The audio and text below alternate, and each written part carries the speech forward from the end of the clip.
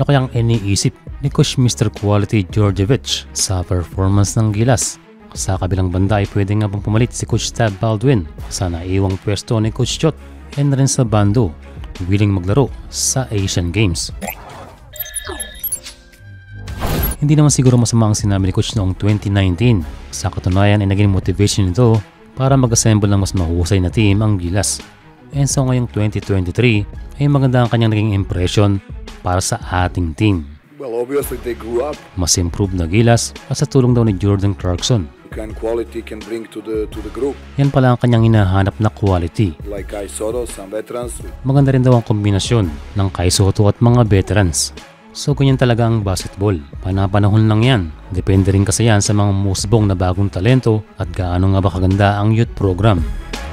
Siguro pinagpala ngayon ng Pilipinas na kumpara sa ibang team sa Asia. Sa ngayon ang kulang na lang sa atin ay isang full-time na coach at magkaroon ng unity ang SBP at mga fans.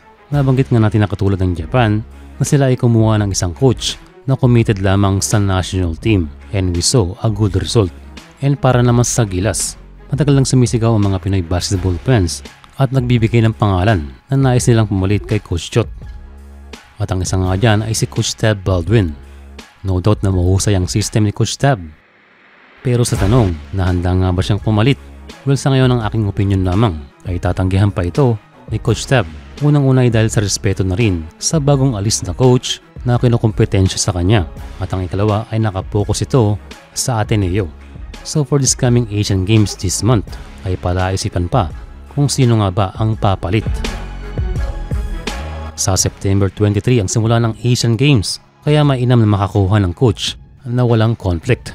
And again para kay Coach Tab, mas mainam na palamigin muna ang pagre-resign ni Coach Chot at kung sakaling plano niya magbalik Gilas, ang best time ay sa Olympic qualifying tournament. So ngayon ay wala pa tayong coach and syempre wala pa rin mga players. Isa sa kumpirmadong gustong bumalik sa Asian Games ay ang pinakamasipag na si Renz Bando. Ayon kay Renz ay gusto niya maglaro pero lahat yan ay nakadepende sa Korean Ball Club na anyang KGC.